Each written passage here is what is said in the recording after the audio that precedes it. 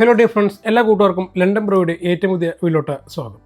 അപ്പോൾ ഇന്നത്തെ വീഡിയോയിൽ ഞാൻ കഴിഞ്ഞ ദിവസം ചെയ്ത വീഡിയോയിൽ താഴെ ഒരു കമൻറ്റ് കണ്ടിരുന്നു കേട്ടോ. യു കെയിൽ കെയർ വിസയിൽ കെയർ ഹോമിലോട്ട് ഇനി വരാൻ വേണ്ടി സാധിക്കുമോ എന്ന് ചോദിച്ചുള്ളൊരു കമൻറ്റായിരുന്നു. നമ്മുടെ സ്ഥിരം പ്രേക്ഷകനാണ് എന്നാണ് ഞാൻ മനസ്സിലാക്കിയിട്ടുള്ളത്.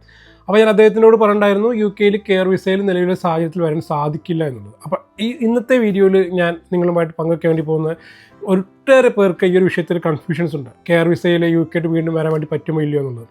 കാരണം ഇപ്പോഴും പല ഏജൻസികളും ആൾക്കാരെ സമീപിക്കുന്നതായിട്ടാണ് അറിയാൻ വേണ്ടി സാധിക്കും. ലക്ഷങ്ങൾ നൽകുകയാണെങ്കിൽ യു കെയിലോട്ട് കെയർ ഹോമിലോട്ട് ഇപ്പോഴും ഓപ്ഷൻസ് ഉണ്ട് എന്ന് പറഞ്ഞ് പലരും സമീപിക്കുന്നതായിട്ടൊക്കെയാണ് നമ്മൾ മനസ്സിലാക്കാൻ വേണ്ടി സാധിച്ചത്. അപ്പോൾ അതിൻ്റെയൊക്കെ ഭാഗമായിട്ടാണ് ഈ ഒരു കമൻറ്റിന് ഇങ്ങനെ റിപ്ലൈ എന്ന രീതിയിൽ, അല്ലെങ്കിൽ നമ്മുടെ വീഡിയോ കാണുന്നപ്പോൾ ഇവിടെ സുഹൃത്തുക്കൾക്കായിട്ട് ഒരു വീഡിയോ ചെയ്യാം എന്ന് ഉദ്ദേശിച്ചത്.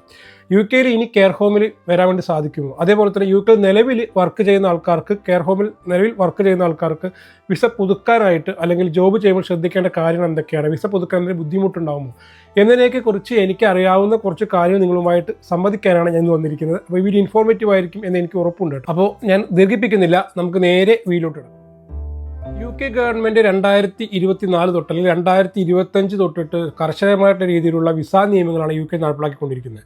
അപ്പോൾ ഇതിൻ്റെയൊക്കെ ഭാഗമായിട്ട് യു കെയിൽ സ്കിൽഡ് വർക്കർ വിസ മേഖലയിലും എല്ലാത്തിലും ഒരുപാട് മാറ്റങ്ങളാണ് വന്നിരിക്കുന്നത്. ശ്രദ്ധിക്കേണ്ട പ്രധാനപ്പെട്ട ഒരു പോയിന്റ്, 2025 ജൂലൈ 22 മുതൽ യു കെയിലോട്ട് കെയർ വിസയിൽ വരാൻ വേണ്ടി സാധിക്കില്ല. കെയർ വിസയിലോട്ട് വന്ന റിക്രൂട്ട്മെന്റ് നിർത്തലാക്കിയിരിക്കുകയാണ്. അതായത് നിങ്ങൾ ഇന്ത്യയിലാണെങ്കിൽ ഒരു പുതിയ കെയർ ഹോമിലോട്ട് കെയർ ഹോം വിസയിൽ വരാൻ വേണ്ടി സാധിക്കില്ല എന്നുള്ളത്. അതേപോലെ തന്നെ കെയർ വിസയിലോട്ട് വരുന്ന ആൾക്കാർക്ക് ഒരിക്കലും ഡിപ്പെൻഡൻസിനെ കൊണ്ടുവരാനും സാധിക്കില്ല. അപ്പോൾ നിങ്ങളിപ്പോൾ യു കെയിൽ നിന്ന് വർക്ക് ചെയ്യുന്ന ആൾക്കാരാണെങ്കിൽ, യു കെയിൽ നിങ്ങൾ കെയർ വിസയിൽ വർക്ക് ചെയ്യുന്ന ആൾക്കാരാണെങ്കിൽ നിങ്ങൾക്ക് ഡിപ്പെൻഡൻസിനെ കൊണ്ടുവരാൻ വേണ്ടി സാധിക്കില്ല. ഇതൊക്കെ ഓൾറെഡി നമ്മൾ വന്ന നിയമമാണ്. ഓൾറെഡി ഇതിനെക്കുറിച്ചൊക്കെ വീഡിയോസിൽ പലപ്പോഴും വിശദമായി പറഞ്ഞിട്ടുണ്ട്. എങ്കിലും നിലവിലെ സാഹചര്യത്തിൽ 2026 മാറ്റങ്ങൾ എന്തൊക്കെയാണ് എന്നതിനെക്കുറിച്ചുള്ള പല ആൾക്കാർ കൺഫ്യൂഷൻസിന് മറുപടിയായിട്ട് ഒരു വീഡിയോ ചെയ്യുന്നു എന്ന് മാത്രം.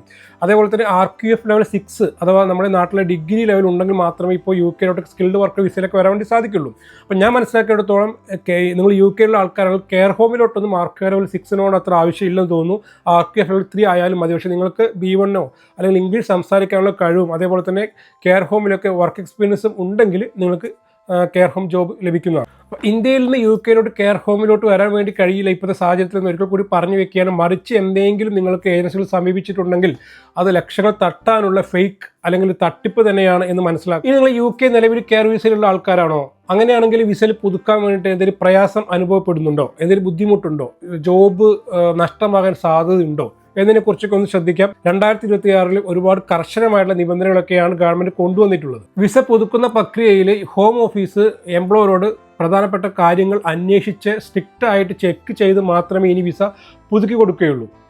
സർട്ടിഫിക്കറ്റ് ഓഫ് സ്പോൺസർഷിപ്പ് അഥവാ COS നൽകുന്നതിന് മുൻപ് എംപ്ലോയറിനോട് പ്രധാനപ്പെട്ട കുറച്ച് കാര്യങ്ങളിൽ ഹോം ഓഫീസ് വ്യക്തത വരുത്തും. ഈ 2026 മുതൽ സ്ട്രിക്റ്റ് ആയിരിക്കും. വെറുതെ COS നൽകിയപ്പോൾ ആ ജോലിക്കാരൻ നിങ്ങൾ എങ്ങനെയാണ് കണ്ടെത്തിയത്, എങ്ങനെയാണ് ഇന്റർവ്യൂ എടുത്തത് എന്ന് ആ തൊഴിലുടമ തെളിയിക്കേണ്ടതായിട്ടുണ്ട്. നിങ്ങൾ ആ ജോബിന് വേണ്ടി പത്രപരസ്യം നൽകിയിരുന്നു, അല്ലെങ്കിൽ ഓൺലൈൻ എവിടെയെങ്കിലും പരസ്യം നൽകിയിരുന്നു, എങ്കിൽ അത് എവിടെയാണ് നൽകിയത്, അതിൻ്റെ സോഴ്സ് എവിടെയാണ്, ഇതെല്ലാം ഹോം ഓഫീസ് അന്വേഷിക്കും. ഇന്റർവ്യൂവിന്റെ വീഡിയോ റെക്കോർഡ് ആവശ്യപ്പെട്ടേക്കാം, ഇന്റർവ്യൂ നോട്ട്സ് ആവശ്യപ്പെട്ടേക്കാം, ഇന്റർവ്യൂ ചെയ്തതിന്റെ രേഖകൾ എന്തൊക്കെ കയ്യിലുണ്ട് അതെല്ലാം ഹോം ഓഫീസിൽ ഈ ഒരു എംപ്ലോയർ കാണിക്കേണ്ടതുണ്ട്. അതേപോലെ ഈ ഒരു വേക്കൻസി ജെന്യുവിൻ ആണോ, അവിടെ ശരിക്കും ഒഴിവ് ഉണ്ടോ, പല കെയർ ഹോമുകളും തെറ്റായി ഇല്ലാത്ത ഒഴിവുകളിലോട്ട് എന്നൊക്കെ പറഞ്ഞ് ക്യാഷ് കിട്ടാൻ വേണ്ടിയിട്ട് ഇതേപോലെ ആൾക്കാർ റിക്രൂട്ട്മെന്റ് ചെയ്യുന്നതായിട്ട് ശ്രദ്ധയിൽപ്പെട്ടതിനെ തുടർന്നാണ് ഹോം ഓഫീസ് ഇങ്ങനെയൊക്കെ ചെയ്യുന്നത്. യു കെയിൽ ഇപ്പോൾ വിസയുടെ ഒരു പ്രശ്നം വന്ന സമയത്ത്, വിസ സ്ട്രിക്റ്റായ സമയത്ത് ഏറ്റവും എളുപ്പത്തിൽ കിട്ടുന്നത് കെയർ വിസയായിരുന്നു. അപ്പോൾ ഈ കെയർ വിസയിൽ പല ആൾക്കാരും സ്റ്റുഡൻറ്റ് വിസയിലൊക്കെ വന്ന് PSW പീരീഡ് കഴിഞ്ഞ് ജോബ് കിട്ടാതെ തിരിച്ച് നാട്ടിലോട്ട് പോകേണ്ടി വരുന്ന സിറ്റുവേഷനിൽ പല ആൾക്കാരും പല കെയർ ഹോമുകളും എക്സ്ട്രാ ക്യാഷ് കൊടുത്ത് കള്ളത്തരത്തിൽ വിസ മേടിച്ചു വന്നിരുന്നൊരു സമ്പ്രദായം ഉണ്ടായിരുന്നു. അതായത് അവരുടെ പേരോളിൽ ഇദ്ദേഹത്തിൻ്റെ പേരുണ്ടാവും, പക്ഷേ അവിടെ അദ്ദേഹം വർക്ക് ചെയ്യുന്നുണ്ടാവും. അപ്പോൾ ഞാൻ പറയുന്നത് XYZ എന്നൊരു കെയർ ഹോമിൻ്റെ പേരിലാണ് നിങ്ങൾക്ക് വിസ എന്ന് വിചാരിക്കുക. അപ്പോൾ XYZ എന്നൊരു കെയർ ഹോമിൻ്റെ പേരോളിൽ നിങ്ങളുടെ പേരുണ്ടാവും. പക്ഷേ നിങ്ങൾ ആ കെയർ ഹോം കണ്ടിട്ട് പോലും ഉണ്ടാവില്ല. നിങ്ങൾ ചിലപ്പോൾ വേറെ വല്ല സ്ഥലങ്ങളിലോ വല്ല ഹോട്ടലിലോ അതല്ല എങ്കിൽ മറ്റു സ്ഥലങ്ങളിലൊക്കെ വിസ ഇല്ലാത്ത ജോബ് ആയിരിക്കും ചെയ്യുന്നുണ്ടാവുക. അതായത് സ്പോൺസർഷിപ്പ് ഇല്ലാത്ത ജോബ് ആയിരിക്കും ചെയ്യുന്നുണ്ടാവുക. സാലറി ഉണ്ടാവും, നിങ്ങൾ ബൈ ഹാൻഡൊക്കെ ആയിട്ട് ക്യാഷ് വാങ്ങിക്കുന്നുണ്ടാവുക. പക്ഷേ റെക്കോർഡിക്കലി നിങ്ങൾ വർക്ക് ചെയ്യുന്ന യു കെ ഗവൺമെൻറ് ഹോം ഓഫീസിലൊക്കെ നിങ്ങൾ വർക്ക് ചെയ്യുന്നത് ഈ XYZ എന്ന പേരുള്ള കെയർ ഹോമിലായിരിക്കും. ഈ കെയർ ഹോമിലെ എങ്ങനെയാണ് ഒരു കൈകാര്യം ചെയ്യുക, ഇവർ ഈ വ്യക്തിയുടെ പേരിൽ സാലറി ഈ വ്യക്തിയുടെ അക്കൗണ്ടിലോട്ട് നിക്ഷേപിക്കുന്നു. അപ്പോൾ ഈ വ്യക്തി എന്ത് ചെയ്യണം, അത് തിരിച്ച് ആ സാലറി പ്ലസ് അതിൻ്റെ ടാക്സും ഈ വ്യക്തി അടയ്ക്കണം. എന്തുകൊണ്ടാണ്? കാരണം ടാക്സ് അടച്ചാൽ മാത്രമേ ഉള്ളൂ നമ്മൾ അവിടെ വർക്ക് ചെയ്യുന്നുള്ളതിൻ്റെ ഇതുണ്ടാവുള്ളൂ. അപ്പോൾ സ്വന്തം കയ്യിൽ നിന്ന് ക്യാഷ് ഇട്ട് ടാക്സും അടച്ചും ഈ തന്ന സാലറിയും തിരിച്ചു കൊടുക്കുക, പകരം വേറെ സ്ഥലങ്ങളിൽ വർക്ക് ചെയ്യുക. ഇതെന്തിനാ? ഈ ഒരു വിസയുടെ ഫോർമാലിറ്റിക്ക് വേണ്ടി മാത്രം. ഇങ്ങനെ ഒട്ടേറെ പേർ UK ജോലി ചെയ്യുന്നുണ്ട് കേട്ടോ. ഇത് ഹോം ഓഫീസ് കണ്ടെത്തിയിട്ട് ഇതിന് കർശനമായ നടപടികൾ എടുത്തിട്ട് ഇങ്ങനെ ചെയ്യുന്ന ആൾക്കാരുടെയൊക്കെ വിസ ക്യാൻസലാക്കുക മാത്രമല്ല അവരുടെ ലൈസൻസ് റദ്ദാക്കുക എന്ന നടപടിക്രമങ്ങളിലോട്ടാണ് ഗവൺമെൻറ് മുന്നോട്ട് പോയത്. ഈ കമ്പനികളുടെ ഇങ്ങനെ കള്ളത്തരത്തിൽ വിസ കൊടുത്ത് വർക്ക് ചെയ്യുന്നത്. അത് ഒരുപാട് കമ്പനികൾ അങ്ങനെ ചെയ്യുന്നുണ്ട്. കാരണം എന്താ, അവർക്ക് കയ്യിൽ നിന്ന് 5 പൈസ നഷ്ടമില്ല, അവർക്ക് ക്യാഷ് ഇങ്ങോട്ട് കിട്ടുകയാണ്. മാസം അവരുടെ റെക്കോർഡിക്കലി ഒരു വ്യക്തിയുടെ പേരിൽ കൂടി ശമ്പളം പോകുന്നു, അവർക്കും ടാക്സ് വെട്ടിക്കാൻ പറ്റും. ഈ ക്യാഷ് ബൈ ഹാൻഡായിട്ട് തിരിച്ച് കിട്ടുന്നുണ്ട്. അതേപോലെ തന്നെ ഈ ഒരു കള്ളത്തരത്തിൽ ചെയ്യുന്ന കാര്യം കണ്ടുപിടിച്ചതിന് ശേഷം ഗവൺമെൻറ് സ്ട്രിക്റ്റായിട്ട് സ്ഥാപനങ്ങളിൽ എന്ത് ചെയ്യുന്നു, ഇൻസ്പെക്ഷൻ നടത്തുകയാണ്. അപ്പോൾ ഇതിൻ്റെയൊക്കെ ഫലമായിട്ട് സ്ഥാപനങ്ങളുടെ ലൈസൻസും റദ്ദാക്കപ്പെടുകയാണ്. അപ്പോൾ ഇതിപ്പോൾ പുതിയൊരു 2026 ആയതോടെ സ്ട്രിക്റ്റ് ആക്കിയിരിക്കുക. അപ്പോൾ ഇതിനെയൊക്കെ തുടർന്ന് ഈ വിസ കൊടുക്കുന്നതിനൊരു ബുദ്ധിമുട്ട്, ഈ വിസ പുതുക്കുന്ന സമയത്ത് ഇത്തരം കള്ളത്തരങ്ങൾ ഉണ്ടോ എന്ന ചെക്കിങ്ങും കാര്യങ്ങളും ഒക്കെ ഉണ്ടാകും. അതുകൊണ്ടാണ് അവിടെ യഥാർത്ഥത്തിൽ അവിടെ ഒരു ജോലിക്കാരൻ്റെ ആവശ്യമുണ്ടോ എന്ന് ഗവൺമെൻറ് അല്ലെങ്കിൽ ഹോം ഓഫീസ് ചെക്ക് ചെയ്യുന്നത്. അപ്പോൾ ഒരു കെയർ ഹോമിൽ ഇത്ര ആൾക്കാർ അവിടെ ഉണ്ടെങ്കിൽ അത് ഇത്ര സ്റ്റാഫുകളെ പാടുകയുള്ളൂ എന്നൊക്കെ നിജപ്പെടുത്തിയിട്ടുണ്ട്. അപ്പോൾ അതെല്ലാം ചെക്ക് ചെയ്ത് മാത്രമേ വിസ റിന്യൂ ചെയ്ത് നൽകുകയുള്ളൂ. അതേമാതിരി വിസയുമായി ബന്ധപ്പെട്ട സാമ്പത്തിക ഇടപാടുകളും UK ഗവൺമെൻറ് അല്ലെങ്കിൽ ഹോം ഓഫീസ് ഓഡിറ്റ് ചെയ്യുന്നുണ്ട്. ഈ വിസയ്ക്കും COSനുമുള്ള പണം ആരാണ് നൽകുന്നത് എന്നും ഈ ഒരു ഹോം ഓഫീസ് ചെക്ക് ചെയ്യും. കമ്പനി നൽകിയ പണം പിന്നീട് ജീവനക്കാരൻ്റെ അല്ലെങ്കിൽ എംപ്ലോയിയുടെ ശമ്പളത്തിൽ നിന്നും ഘട്ടം ഘട്ടമായി തിരിച്ചു പിടിക്കുന്നുണ്ടോ, ഇതെല്ലാം ഹോം ഓഫീസ് ചെക്ക് ചെയ്യും. അതായത് പലപ്പോഴും വിസയുടെ കാര്യത്തിനൊക്കെ വേണ്ടിയിട്ട് കമ്പനി പേയ്മെൻറ്റ് ചെയ്ത ശേഷം നിങ്ങൾ ശമ്പളത്തിൽ നിന്നും മാസം പിടിക്കുമെന്ന് പറഞ്ഞ് അങ്ങനെയൊക്കെ അഡ്ജസ്റ്റ്മെൻറ്റിലൊക്കെ എംപ്ലോയീസ് വർക്ക് ചെയ്യാൻ സാധ്യതയുണ്ട്. കാരണം എംപ്ലോയീസിന് വിസ കിട്ടുന്നത് ഏറ്റവും ഇമ്പോർട്ടൻ്റ് ആണല്ലോ. അപ്പോൾ എന്തിനു വേണ്ടിയും ചിലപ്പോൾ എംപ്ലോയീസ് വില്ലിങ് ആവും. കാരണം എന്താണ്, ഈ പറഞ്ഞ പോലെ തന്നെ PSW പീരീഡ് കഴിയുന്നതിന് മുൻപ് വിസ കിട്ടണം, അല്ലെങ്കിൽ അവരുടെ പഴയ വിസ എക്സ്പയർ ആവുന്നതിന് മുമ്പ് വിസ കിട്ടണം എന്ന നിർബന്ധ ബുദ്ധി ഉള്ളത് കൊണ്ട് തന്നെ പലരും എന്ത് വിട്ടുവീഴ്ചയ്ക്കും തയ്യാറാവും. അപ്പോൾ ഇതിനെയൊക്കെ പല എംപ്ലോയേഴ്സും ചൂഷണം ചെയ്യുന്നുണ്ട്. ഇത് ഹോം ഓഫീസ് മനസ്സിലാക്കിയിട്ടാണ് ഇത്തരം നിയമങ്ങൾ കർക്കശമാക്കിയിരിക്കുന്നത്. അതേപോലെ തന്നെ എംപ്ലോയിക്ക് കൊടുക്കുന്ന സാലറി UKയിലെ മിനിമം വേജിനേക്കാളും കുറവാണോ എന്ന് പരിശോധിക്കും. അത് ഏറ്റവും ഇമ്പോർട്ടൻ്റ് ആണ്. കാരണം ഈ നേരത്തെ പറഞ്ഞ പോലെ തന്നെ ഈ UK എല്ലാത്തിനും ഒരു മിനിമം വേജ് ഉണ്ട്. 12.7 months സംതിങ് ആണ് ഇപ്പോൾ മിനിമം വേജ് നിലവിലുള്ളതെന്നാണ് ഞാൻ മനസ്സിലാക്കുന്നത്. അപ്പോൾ ആ ഒരു മിനിമം വേജിനേക്കാളും കുറഞ്ഞ നിലയിലാണ് ഇവർ വർക്ക് ചെയ്യുന്നത് എങ്കിൽ തീർച്ചയായിട്ടും നടപടികൾ ഉണ്ടാവും. പല ആൾക്കാർക്കും ഞാൻ നേരത്തെ മുൻപൊരു വീഡിയോയിൽ പറഞ്ഞിട്ടുണ്ടായിരുന്നു, അങ്ങനെ മിനിമം വേജ് ഒന്നും ലഭിക്കുന്നില്ല ഇവിടെ. കാരണം എന്താ, ഈ പറഞ്ഞ വിസയുടെയൊക്കെ പ്രശ്നം ഉള്ളതുകൊണ്ട് തന്നെ എങ്ങനെയൊക്കെ ജോലി നിലനിന്ന് പോകാൻ വേണ്ടി പലരും കുറഞ്ഞ സാലറിക്ക് വർക്ക് ചെയ്യാൻ വില്ലിങ് ആയിരിക്കും. ഇത് ചൂഷണം ചെയ്ത് എംപ്ലോയീസ് പല വർക്കേഴ്സിനെയും വയ്ക്കുന്നുണ്ട്. അപ്പോൾ ഈ മിനിമം വേജിനേക്കാളും കുറഞ്ഞ വേജിലാണ് ഒരു വർക്ക് ചെയ്യുന്നത് എന്ന് ഒരു ഹോം ഓഫീസ് ചെക്ക് ചെയ്യും. നിലവിൽ കെയർ വർക്കർമാർക്ക് ഇയർലി 25,000 പൗണ്ടാണ് ഇയർലി ലഭിക്കേണ്ട ത്രഷോൾഡ് എന്ന് പറയുന്നത്. അത് അല്ലെങ്കിൽ മണിക്കൂറിന് 12.82 പൗണ്ട് ലഭിച്ചിരിക്കണമെന്നുണ്ട്. അപ്പോൾ ചില മാറ്റങ്ങളൊക്കെ ഉണ്ടാവാം. അപ്പോൾ ഈ ഒരു എമൗണ്ടിൽ കുറഞ്ഞ സാലറി ആണെങ്കിൽ വാങ്ങിക്കുന്നതെങ്കിൽ തീർച്ചയായിട്ടും വിസ റദ്ദാക്കപ്പെടാനോ അല്ലെങ്കിൽ വിസ റിന്യൂവൽ ചെയ്യപ്പെടാതിരിക്കാനോ ഫൈൻ അടയ്ക്കപ്പെടാനോ ഒക്കെ സാധ്യതയുണ്ട്. അതേപോലെ കെയർ വർക്കർ വിസയിൽ വന്ന് ജോലി ചെയ്യുന്ന ആൾക്കാർ ആ വിസയിൽ അണ്ടറിലുള്ള ജോലി തന്നെയാണ് ചെയ്യുന്നത് എന്നും ഗവൺമെൻറ് നിരീക്ഷിക്കുന്നുണ്ട്. അതായത് ഞാൻ നേരത്തെ പറഞ്ഞൊരു സംഭവം, ഈ ഒരു വിസയിൽ വർക്ക് ചെയ്യുക, ഈ ഒരു വിസയിൽ ഇവിടെ വരിക, നമ്മൾ ലൈസൻസ് ചിലപ്പോൾ ഈ വിസയുടെ അണ്ടറിലായിരിക്കും, പക്ഷേ ജോലി ചെയ്ത് വേറെ പല രീതിയിലായിരിക്കും. അങ്ങനെ ജോലി ചെയ്യുന്ന ഒട്ടേറെ പേരുണ്ട്. അപ്പോൾ ഇത് കണ്ടുപിടിച്ചിട്ട് ഗവൺമെൻറ് അത് നിരീക്ഷിച്ച് വിസ പുതുക്കുന്ന സമയത്ത് അവർ കറക്റ്റ് അതിലാണ് വർക്ക് ചെയ്യുന്നത് എന്നെല്ലാം നിരീക്ഷിക്കും. അപ്പോൾ അങ്ങനെ ചെയ്യാൻ അത് വിസ നിയമലംഘനമായിട്ട് മാറും. അങ്ങനെ എന്തെങ്കിലും ഇതിൽ നിയമലംഘനം നടത്തുവാണെങ്കിൽ നിങ്ങൾ തിരിച്ച് നാട്ടിലോട്ട് തന്നെ പറഞ്ഞയക്കുമെന്നുള്ളത്. UKയിൽ കെയർ സെക്ടറിൽ ഇപ്പം നടന്നുകൊണ്ടിരിക്കുന്ന 2 പ്രധാനപ്പെട്ട വിഷയം, ഗൗരവപരമായിട്ടുള്ള വിഷയം എന്തൊക്കെയാണെന്ന് വെച്ചെങ്കിൽ പറയുകയാണെങ്കിൽ, ഒന്നാമത്തെ വിഷയം എന്താ വെച്ചെങ്കിൽ ഫേക്ക് വേക്കൻസീസും ലൈസൻസ് റിവോക്കേഷനുമാണ്. അതായത് വ്യാജമായിട്ട് ഒഴിവുകൾ സൃഷ്ടിക്കുന്നതും അതേപോലെ തന്നെ ലൈസൻസ് റദ്ദാക്കലും. രണ്ടാമതായിട്ട് പറയുകയാണെങ്കിൽ CQC പരിശോധനകൾ അഥവാ CQC ഇൻസ്പെക്ഷൻസ്. അപ്പോൾ ഇതൊക്കെ എന്താണെന്ന് നമുക്കൊന്ന് ജസ്റ്റ് നോക്കാം. എല്ലാവർക്കും അറിയാം, UK ഹോം ഓഫീസിലൊക്കെ, UKയിൽ കെയർ സെക്ടറിലൊക്കെ അല്ലെങ്കിൽ എവിടെയാണെങ്കിലും UKയിലോട്ട് ഒരു ആളെ നമ്മൾ പുറത്തുനിന്ന് വിദേശത്തുനിന്ന് എടുക്കണമെങ്കിൽ തീർച്ചയായിട്ടും ഹോം ഓഫീസിൻ്റെ സ്പോൺസർഷിപ്പ് ലൈസൻസ് അത്യാവശ്യമാണ്. അപ്പോൾ ഈ സ്പോൺസർഷിപ്പ് ലൈസൻസ് ഈ കമ്പനികൾക്ക് റദ്ദാക്കപ്പെടുന്നത് എങ്ങനെയാണെന്ന് വെച്ചാൽ, നേരത്തെ ഞാൻ പറഞ്ഞ പോലെ തന്നെ ഫേക്ക് വാക്കൻസികൾ ഉണ്ടാക്കിയിട്ട്, അതായത് ഒരു ഹോം ഓഫീസിൽ 5 പേരെ ആവശ്യമുള്ളൂ എങ്കിൽ തെറ്റായി റെക്കോർഡ് ഉണ്ടാക്കിയിട്ട് 20 പേരെ ജോലിക്കെടുക്കുകയാണെങ്കിൽ, ഇത് ഹോം ഓഫീസ് കണ്ടുപിടിക്കുകയാണെങ്കിൽ തീർച്ചയായിട്ടും ആ ഒരു കമ്പനിയുടെ ലൈസൻസ് സ്പോൺസർഷിപ്പ് എടുക്കാനുള്ള ലൈസൻസ് ഉണ്ടല്ലോ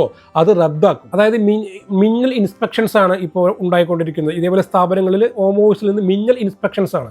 ഈ ഒരു ഇൻസ്പെക്ഷൻ്റെ സമയത്ത് അവിടെയുള്ള ജോലിക്കാർക്ക് മതിയായ രീതിയിലുള്ള ഇരിപ്പിടങ്ങളില്ല എങ്കിൽ, അവർക്ക് ഇരിക്കാൻ പോലും സ്ഥലം കൊടുക്കാത്തൊരു സിറ്റുവേഷൻ ആണെങ്കിൽ, അതേപോലെ ഈ പറഞ്ഞ പോലെ തെറ്റായി ഫേക്കായിട്ടാണ് അവിടെ എംപ്ലോയീസിനെ കാണിച്ചിട്ടുണ്ട് എങ്കിൽ അത് അറിയുന്ന പക്ഷം ഈ ലൈസൻസ് പെട്ടെന്ന് തന്നെ റദ്ദാക്കും. ഇത് പെട്ടെന്ന് ഈ റദ്ദാക്കും എന്ന് പറയുമ്പോൾ നമ്മൾ വിചാരിക്കും എംപ്ലോയറിനല്ലേ ബാധിക്കുള്ളൂ എന്ന്. ഒരിക്കലും അല്ല. ഇപ്പോൾ നിങ്ങൾ വർക്ക് ചെയ്യുന്ന ഒരു സ്ഥാപനത്തിൽ ലൈസൻസ് റദ്ദാക്കിയാൽ തീർച്ചയായിട്ടും നിങ്ങളെ ബാധിക്കില്ലേ? നിങ്ങളവിടെ വർക്ക് ചെയ്തുകൊണ്ടിരിക്കണമെങ്കിൽ, നിങ്ങൾ UK വർക്ക് ചെയ്യണമെങ്കിൽ ഒരു ലൈസൻസ് ഉള്ള ഒരു സ്ഥാപനത്തിൻ്റെ വിസ ആവശ്യമാണ്. ആ സ്ഥാപനത്തിൻ്റെ വിസ റദ്ദായി കഴിഞ്ഞാൽ തീർച്ചയായിട്ടും ആ സ്ഥാപനത്തിൻ്റെ സ്പോൺസർഷിപ്പ് റദ്ദായി കഴിഞ്ഞാൽ തീർച്ചയായിട്ടും നിങ്ങൾ വിസയെയും നിങ്ങൾ UK നിൽക്കുന്ന ജോബ് സെക്യൂരിറ്റിയൊക്കെ ബാധിക്കും. അപ്പോൾ അതിൻ്റെ ഫലമായിട്ട് എന്താണ്, നിങ്ങൾക്ക് ഒരു ലെറ്റർ ഹോം ഓഫീസിൽ നിന്ന് ലഭിക്കും.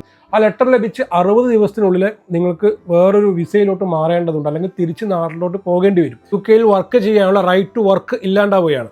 നിങ്ങളിപ്പോൾ ഈ പറഞ്ഞ പോലെ കള്ളത്തരത്തിൽ ഒന്നല്ല, നല്ല രീതിയിൽ തന്നെയാണ് ജോലി ചെയ്യുന്നുണ്ടെങ്കിൽ കൂടി നിങ്ങളുടെ വർക്ക് ചെയ്യുന്ന കമ്പനിയിൽ ഇതേപോലെ അനധികൃതമായ രീതിയിൽ വിസ കൊടുത്ത് ആൾക്കാരെ, ക്യാഷ് വാങ്ങിച്ച് ആൾക്കാരെ എടുക്കുന്നുണ്ടെന്ന് നിങ്ങൾ മനസ്സിലാക്കണം. നിങ്ങളുടെ CQC റേറ്റിംഗ് എന്താ നിങ്ങൾ അറിയണം. ഇതെല്ലാം നിങ്ങൾ ചെക്ക് ചെയ്യണം. കാരണം നിങ്ങൾ പോലും അറിയാതെ തെറ്റിന് വേറൊരു വ്യക്തി വേറെ ആൾക്കാരിൽ നിന്ന് ക്യാഷ് വാങ്ങിയിട്ട് നിങ്ങളുടെ വർക്ക് ചെയ്യുന്ന സ്ഥാപനം അവർക്ക് വിസ കൊടുത്ത് ആ സ്ഥാപനത്തിൽ ലൈസൻസ് പോയി കഴിഞ്ഞാൽ നിങ്ങൾ വഴിയാധാരമാകും അല്ലേ? പെട്ടെന്ന് ലെറ്റർ ഒരു ദിവസം കിട്ടുകയാണ് 60 ദിവസത്തിനുള്ളിൽ. നിങ്ങൾ കറക്റ്റ് എല്ലാ ലൈസൻസും എല്ലാ രീതിയിൽ എക്സാം എല്ലാം പാസ്സായി അല്ലെങ്കിൽ കറക്റ്റ് രീതിയിലേക്ക് നിങ്ങൾ വന്നിട്ടുണ്ടാവുക. പക്ഷേ വേറെ ആൾക്കാർ ചെയ്ത തെറ്റിന് നിങ്ങൾക്കും ജോബ് പോകാൻ സാധ്യതയുണ്ടെന്നുള്ളതാണ്. അപ്പോൾ നിങ്ങളൊരു കെയർ ഹോമിലൊക്കെ വർക്ക് ചെയ്യുന്ന ആൾക്കാരാണെങ്കിൽ നിങ്ങൾ ചെയ്യുന്ന വർക്ക്, നിങ്ങളുടെ സ്ഥാപനത്തിൻ്റെ CQC റേറ്റിങ്ങും കാര്യങ്ങളും എല്ലാം നിങ്ങളുടെ മൈൻഡിൽ ഉണ്ടായിരിക്കണം. നിങ്ങളെപ്പോഴും അപ്ഡേറ്റ് ആയിക്കൊണ്ടേ ഇരിക്കണം എന്നുള്ളതാണ്. അതേപോലെ തന്നെ ഇടയ്ക്ക് ഞാൻ നേരത്തെ പറയുന്ന ഇൻസ്പെക്ഷനിൽ മതിയായ തൊഴിലാളികൾ ഇല്ലെങ്കിൽ കൂടി ഇതേപോലെ ലൈസൻസ് റദ്ദാക്കപ്പെടാനുള്ള നോട്ടീസൊക്കെ കമ്പനിക്ക് ലഭിക്കാൻ സാധ്യതയുണ്ട്.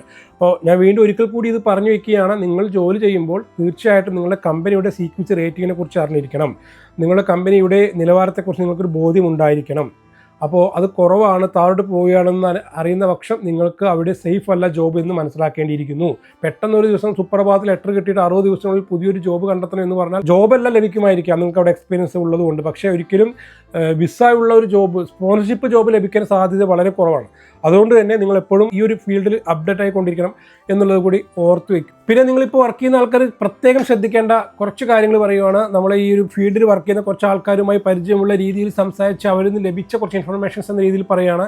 നിങ്ങൾ ജോലി സമയം നിങ്ങൾക്ക് വിസയിൽ നിങ്ങളുടെയുള്ള അത്രയും ജോലി സമയം നിങ്ങൾക്ക് ലഭിക്കുന്നുണ്ടോ എന്നുള്ളത് നിങ്ങൾ ഉറപ്പുവരുത്തണം. അതേപോലെ തന്നെ നിങ്ങൾ എഴുതുന്ന ഡെയിലി ലോഗ്സ് ഉണ്ടല്ലോ, അതെല്ലാം നിങ്ങൾ ക്ലാരിറ്റിയോടെയാണ്, ക്ലിയർ ആയിട്ടാണ്, എല്ലാം വളരെ കൃത്യമായിട്ടാണ് എഴുതുന്നത്. നിങ്ങൾ അത് ഉറപ്പുവരുത്തുക. കാരണം ഈ ഒരു CQC എക്സാമിനേഷനിൽ അല്ലെങ്കിൽ CQC ഇൻവെസ്റ്റിഗേഷനിൽ ഈ ഒരു ഡെയിലി ലോഗ്സ് എല്ലാം അവർ പരിശോധിക്കും. അതിൽ എന്തെങ്കിലും തെറ്റുകൾ കണ്ടെത്തുകയാണെങ്കിൽ തീർച്ചയായിട്ടും അത് സ്ഥാപനത്തിനെ ഒരിക്കലും ഡയറക്റ്റായിട്ട് ഒരു തെറ്റ് കണ്ടു എന്ന് വെച്ചിട്ട് ലൈസൻസ് പോകുന്നില്ല, നോട്ടീസ് കൊടുത്ത് ഘട്ടം ഘട്ടമായി തന്നെ ഉണ്ടാവുള്ളൂ. പക്ഷേ നിങ്ങളുടെ സ്ഥാപനത്തിൻ്റെ റേറ്റിംഗ് കുറയാൻ സാധ്യതയുണ്ട്, അത് പ്രതികൂലമായിട്ട് ബാധിക്കും. അതുകൊണ്ട് തന്നെ നിങ്ങൾ എഴുതുന്ന ഡെയിലി ലോഗ്സൊക്കെ ശ്രദ്ധയോടെ എഴുതുക, മിസ്റ്റേക്സ് പറ്റാതെ ശ്രദ്ധയോടെ എഴുതുക. അതേപോലെ തന്നെ സേഫ് ഗാർഡറിങ് വളരെ ഇമ്പോർട്ടൻ്റ് ആയിട്ടൊരു കാര്യമാണ്. നിങ്ങൾക്ക് എല്ലാവർക്കും അറിയുന്ന കാര്യമായിരിക്കും, ഇതിന് കൂടുതൽ പറഞ്ഞു വെക്കുകയാണ്. നിങ്ങൾ വർക്ക് ചെയ്യുന്ന സ്ഥാപനത്തിൽ അവിടെയുള്ള രോഗികൾക്ക് എന്തെങ്കിലും രീതിയിൽ കുഴപ്പങ്ങൾ ഉണ്ടാവുകയാണെങ്കിൽ നിങ്ങൾ അത് ഉടനെ റിപ്പോർട്ട് ചെയ്യണം. അവർക്ക് എന്തെങ്കിലും ബുദ്ധിമുട്ടുകൾ ഉണ്ടാവണമെങ്കിൽ ഉടനെ നിങ്ങൾ ബന്ധപ്പെട്ട സ്ഥലങ്ങൾ റിപ്പോർട്ട് ചെയ്തിട്ടില്ല എങ്കിൽ അത് നിങ്ങളെ മോശകരമായിട്ട് നിങ്ങൾ ജോബിനെയൊക്കെ ബാധിക്കും. ഇന്നത്തെ വീഡിയോയിൽ ഇത്രയേ ഉള്ളൂ. കൂടുതൽ അപ്ഡേറ്റുകൾ ലഭിക്കുന്ന മുറയ്ക്ക് നിങ്ങളുമായിട്ട് പങ്കുവെക്കാൻ വേണ്ടി ശ്രമിക്കാൻ കേട്ടോ. അതായത് കെയർ വിസയിൽ വർക്ക് ചെയ്യുന്ന ആൾക്കാർ ശ്രദ്ധിക്കേണ്ട എനിക്കറിയാവുന്ന കുറച്ച് കാര്യങ്ങളാണ്. ഏറ്റവും ഇമ്പോർട്ടൻ്റ് ആയിട്ട് ഇപ്പോൾ ഇന്ത്യയിൽ നിന്ന് UK കെയർ വിസയിൽ വരാൻ പറ്റുമോ എന്ന് 1-2 കമൻറ്റുകൾ കണ്ടതിനെ തുടർന്നാണ് ഈ ഒരു വീഡിയോ ചെയ്യാൻ വേണ്ടി ശ്രമിച്ചത് കേട്ടോ. അപ്പോൾ ഇൻഫോർമേറ്റീവ് ആണ് തോന്നുകയാണെങ്കിൽ ആസ് യൂഷ്വൽ ലൈക്ക് ചെയ്യാനും കമൻറ്റ് ചെയ്യാനും ഷെയർ ചെയ്യാനും സബ്സ്ക്രൈബ് ചെയ്ത് സപ്പോർട്ട് ചെയ്യാനും മറക്കരുത്. നിങ്ങൾ ആദ്യമായിട്ട് എൻ്റെ ചാനൽ കാണുന്നുണ്ടെങ്കിൽ തീർച്ചയായിട്ടും സബ്സ്ക്രൈബ് ചെയ്യണം. നിങ്ങൾക്ക് എന്തായാലും ഇമ്പോർട്ടൻ്റ് ആയിട്ടുള്ള ഇൻഫോർമേറ്റീവ് ആയിട്ടുള്ള അപ്ഡേറ്റ്സ് തന്നെയാണ് നമ്മുടെ ചാനൽ വന്നുകൊണ്ടിരിക്കുന്നത്. മറ്റൊരു ലേറ്റസ്റ്റ് അപ്ഡേറ്റ് പോയി കാണാം. അതുവരേക്കും bye, see you, thank you for watching.